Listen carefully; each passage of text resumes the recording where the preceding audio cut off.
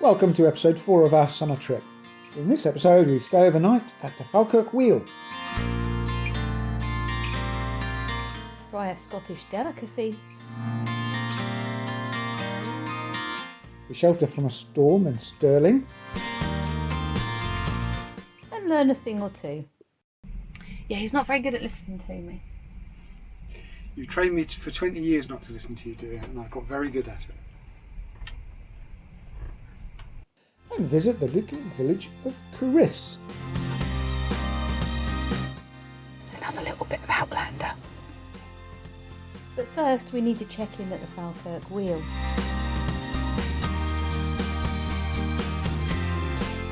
So we are at the Falkirk Wheel Motorhome Stopover, which costs £18 for the night. And you also have to pay another £10 to get a special magic card, which gets you into the showers and the Elsan point. Now the Elsan point is inside what looks like a toilet cubicle, so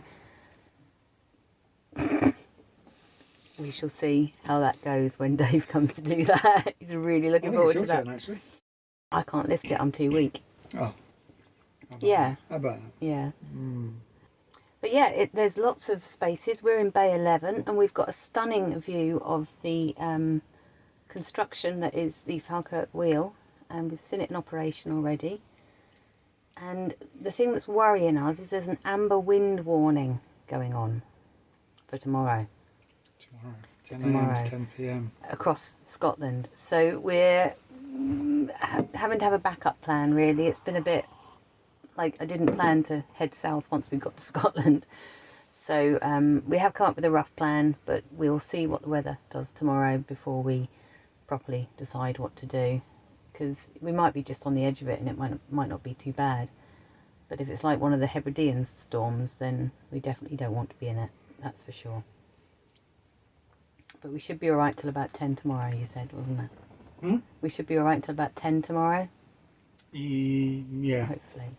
Well, yeah. The Falkirk Wheel is a rotary boat lift. Opened in 2002 and stands 115 feet tall. It turns really slowly. This clip is actually running at double speed. So I should also say that this £10 for the special magic card to get you in the facilities is returnable. So when you take the card back in the morning, you can get your £10 back. So it's only £18 to stay here. They charge £10 for the card because people obviously nick them, which is not good. The other thing is that there is a water tap, and that's in the corner of the car park, but there's no grey waste. So we still have to figure out what to do with the grey waste. So this is the facilities block, which is just opposite the visitor centre there. You have to go around the back.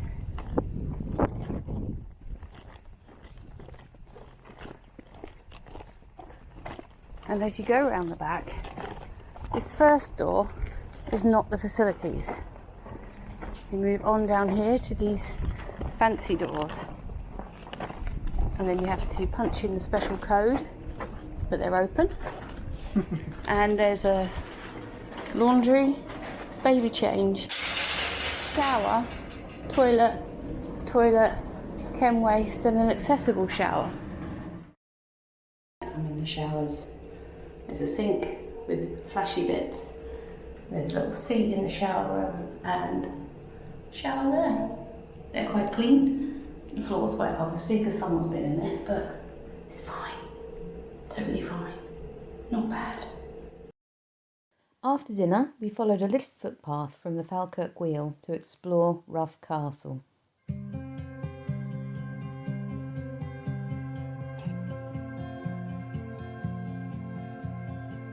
Well, it's rather nice that we've got little walks everywhere we go. I like it, even though it's not very well signposted.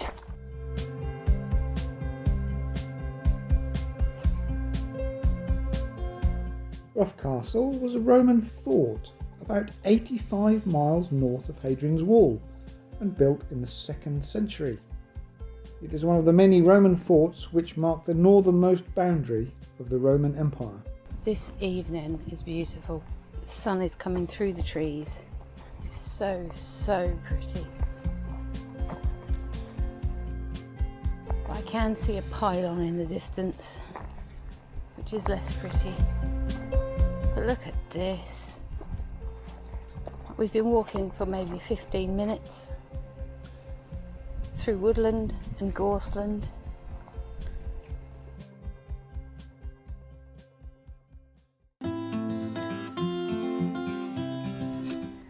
It lifts my spirits. Good. The sunlight coming through the trees. Yeah. It's just stunning.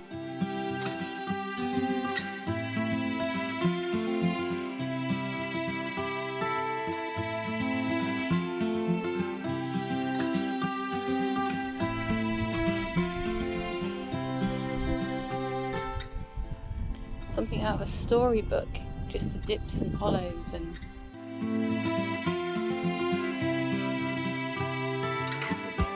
but I honestly don't remember being somewhere quite so pretty. There's no one about at this time of the day, there's no tourists, just us, we're tourists. But I said to Dave the other day that one of the things that I really like about coming places and then going out for a walk after dinner is that there is just no one about and you really get to see things just as they are without having to bump into people and having people getting in your way. Oh God, goodness me, honestly. I don't know where Dave's gone. I'm all alone. Oh, it's just incredible. He's the king of the castle.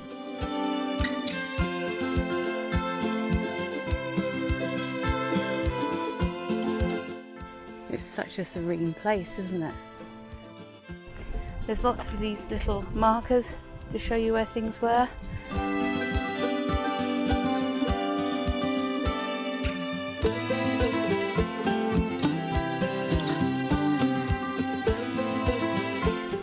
I found the perfect bench.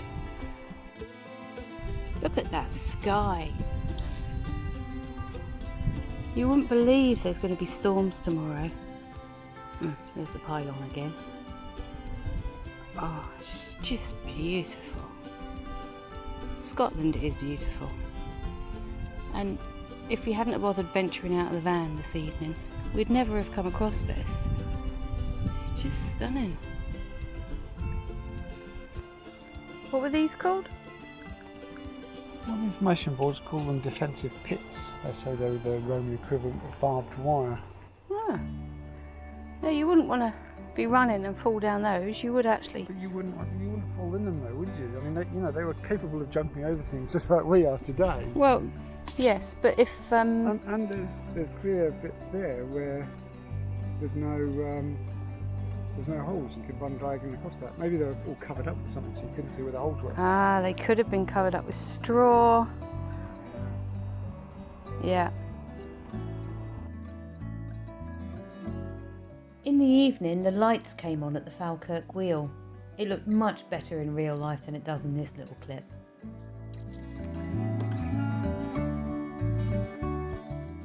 It's a very wet and rainy morning. That's the view out of our window.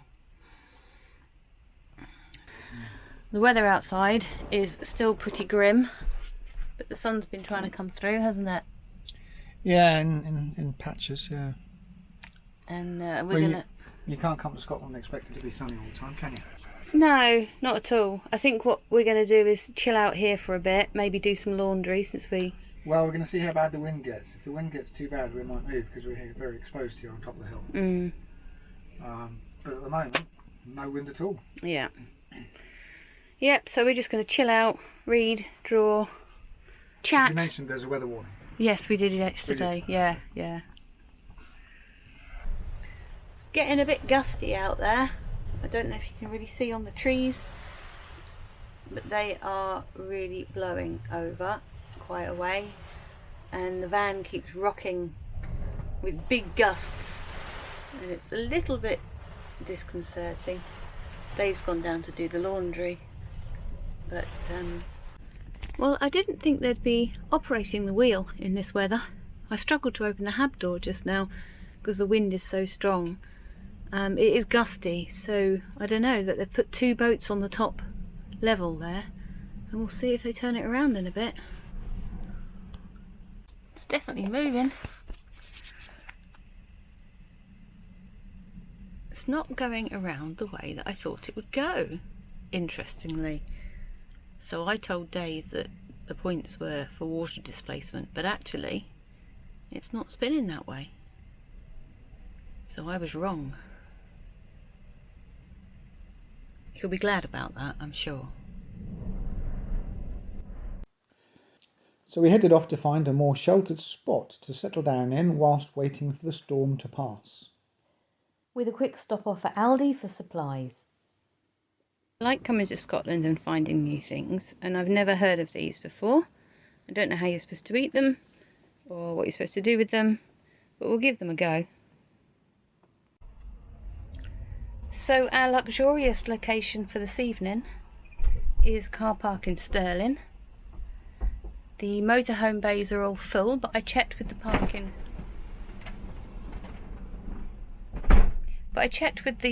attendant, and he said park along the back here by the trees, as long as we're out of the way, and it'll be fine as long as we get our tickets. So that's what we're doing. That's what we're doing. I don't know if this wind is coming out on the camera, but there's a bit of a hoolie blowing. It's a bit gusty. Yeah. Yeah. So just like when we were in the Hebrides and we went to Stornoway Yeah. to ride out the storm. And there's a pretty nice view of the mountains over there in the distance. Premier Inn.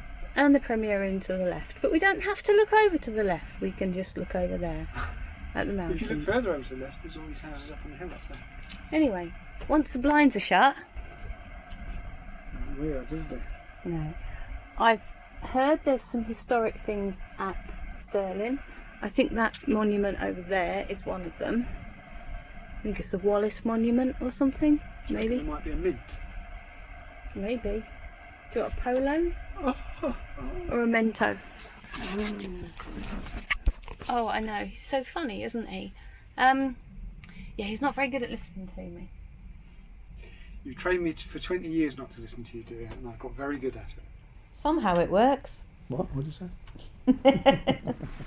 We settled in, and for a few hours we sat watching the high winds batter the trees in the car park.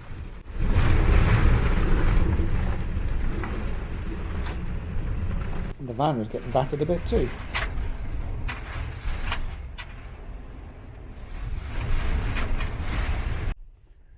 So we have managed to find a space, or get a space, in the actual proper motorhome camping area. It's still blowing a hoolie, and there's actually less of a view. But once the blinds are shut, doesn't matter where you are, does it?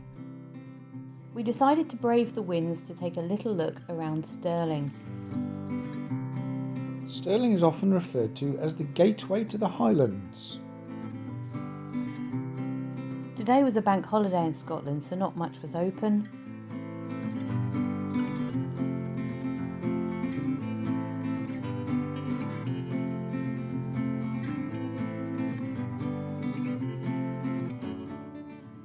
The old town has many impressive buildings.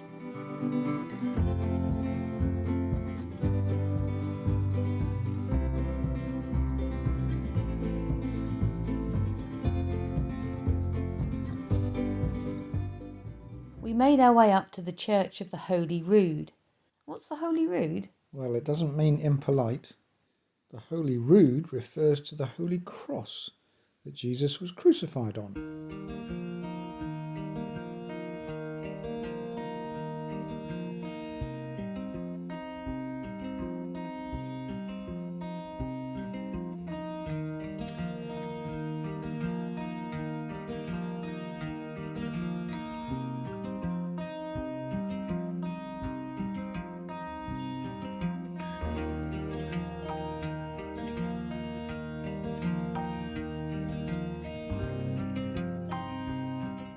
The church is one of the best preserved medieval churches in Scotland. It was the site of King James VI's coronation. And of course, King James VI of Scotland was also King James I of England.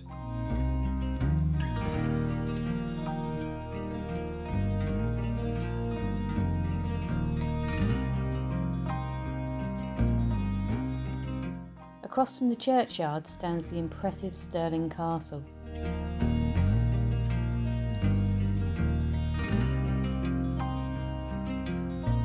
The graveyard is very large, and many of the graves date back as far as the 16th century. The oldest of the gravestones have mysterious symbols on them. The wreath emblems represent an exemplary life, and skulls and crossbones symbolise the transient nature of life.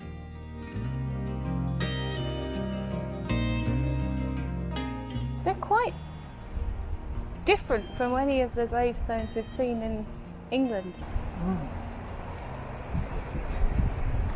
Probably Catholic, I'd imagine.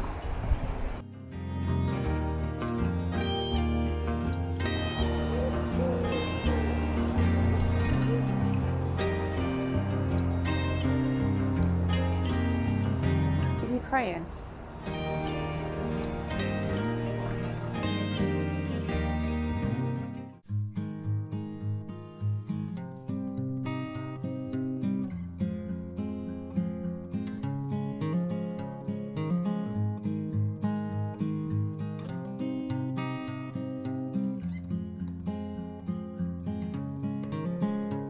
We arose to blue skies.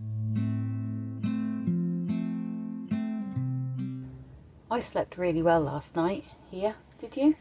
Yeah. Yeah, and it was full of vans, and there's a few campers over the back car park as well this morning. And I would very much recommend this as a stopover if you are desperate. Well, it's not pretty. Backhanded compliment. Yeah, it's not pretty. It's not like some of the other places that we've stayed that have been really, really lovely. But for £4.30 for 24 hours, you can camp here, go off and explore the city for a little bit, and then set off on your way. Or you can stay for a whole week for about 16 quid. Yeah, apparently £16 is what it says on the website for 7 days. I wouldn't be keen to stay here for 7 days, but you haven't got your facilities, your water and your waste and stuff like that. But I definitely would.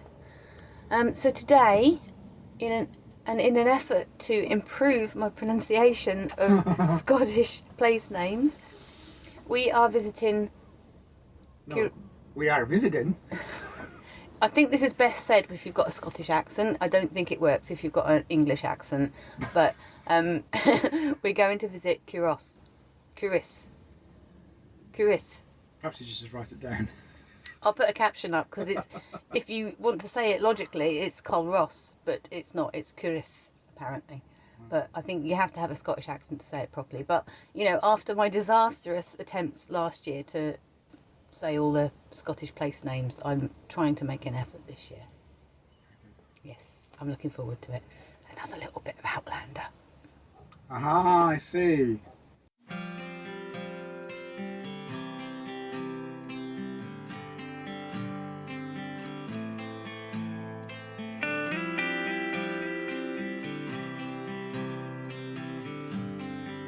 Parking on the edge of the village is free, but for daytime parking only. There's no overnighting allowed. It's a short walk from the car park into the village alongside the Firth of Forth.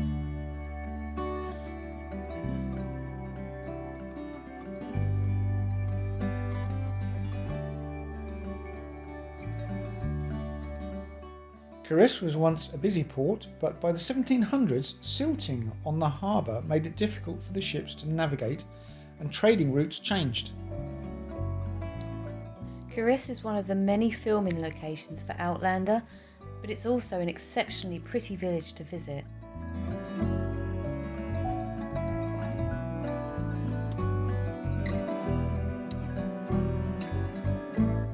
Or would be if Scottish Power weren't digging up the town square.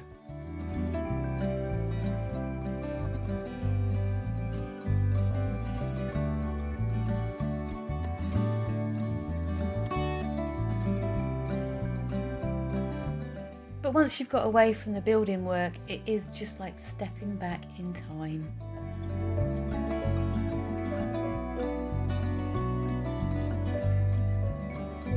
There's a short walk up a very steep hill that takes you to Culross Abbey. The abbey was built by Malcolm, Earl of Fife, and it was a Cistercian monastery.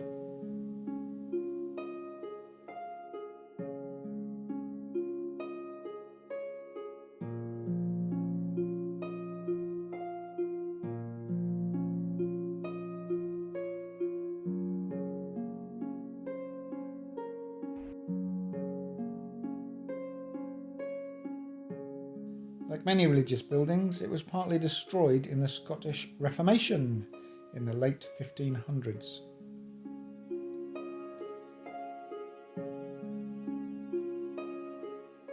The current church dates from the 17th century.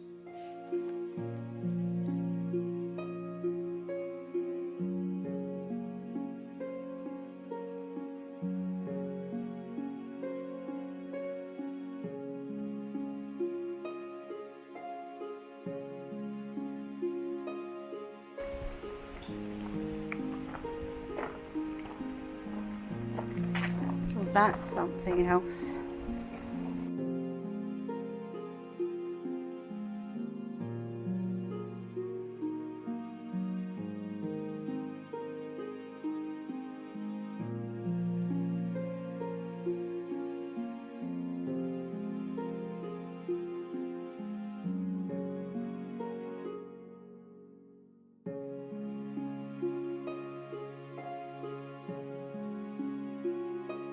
This is quite a spooky graveyard, only because none of the stones are straight. But some of them are really old. This one is 1736. Almost time for Jamie Fraser. Some of them are buried so deep you could just use them as a trip hazard. That's 1773. Yeah, it would be interesting to learn what all these symbols mean.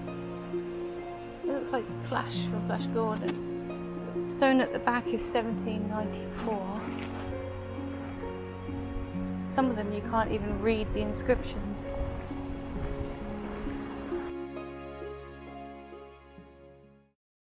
We took a little look around inside and it was really, really lovely, and it's well worth it if you like a little bit of history.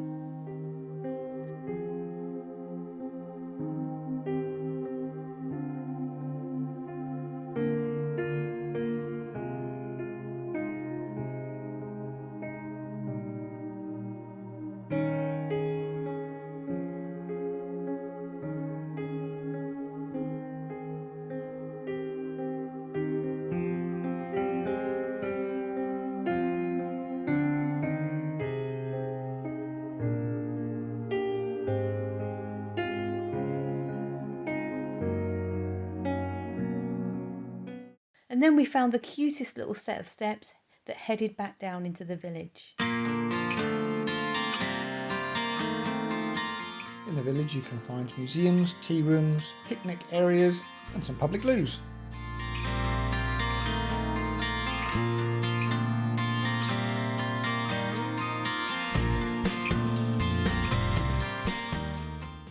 There's no overnight parking signs here. But if you do visit, there's proper recycling points down there in the distance, and we just fit nicely in the bays with a big overhang. But that's what overhangs are for, right? Thank you for joining us. Next time we're in Loch Leven, or is it Loch Leven? I don't know. I've really got to buff up on my pronunciations, haven't I? But we hope you'll join us then. Our hearts beat to the city streets, we began to feel the fire. We rise like tall buildings as the chemicals, they take us higher. The night's young and it's just begun as she puts her hand in mine.